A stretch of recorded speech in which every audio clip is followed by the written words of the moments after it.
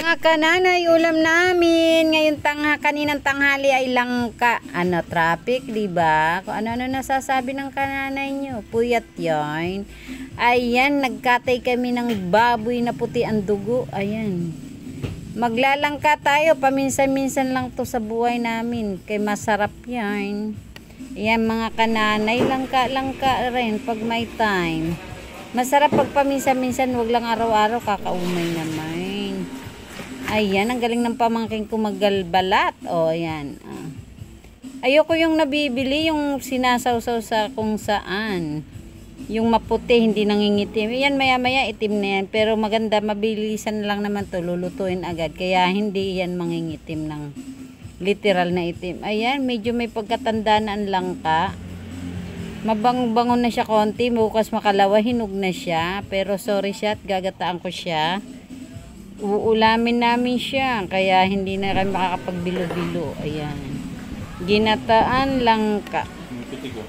Masarap to mga kananay. Minsan laing yung mga ganun ba, paminsan-minsan mong kakainin na sasarapan ka talaga ng namang ginagawa mo ng kanin, ganun.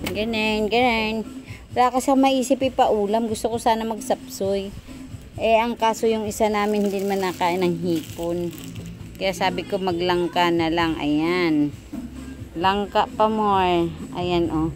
Yan, niluto ko na siya sa unang kakanggata. Unang gata. Ay, pangalawang kakanggata. Pangalawang gata pala. Yung pangalawang gata yan, niluto ko muna siya sa ganyan. Ayan. Hanggang sa matuyo mga kananay, sa ako ilalagay yung purong kakanggata. Nagpiga ako ng 3 nyug. Sa isang langka mga kananay, 3 nyug. Kalain mo yun. Ayan, at nilagyan ko ng dilis. Ang sahog niyan mga kananay, dilis at saka kalahating kiling liempo. Oh wow!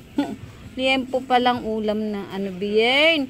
Ayan, dilis. Sinangag ko ang dilis para mabango at nilagay ko na nga si purong kakanggata. At yan ay talagang patutuyuin natin mga kananay para sumiksik yung lasa ng kakanggata sa langka. Minsan lang magluluto nito na nakurso na dahil lang ng kananay nyo. Ayan lang ang timpla ko. Walang ibang magic, walang ibang ano yan, kundi asin lang at ayan nga, yun yung nilagay ko dilis para masarap kasi siya pag dilis. O di kaya yung daing na labahita. Ang problema, wala akong labahita.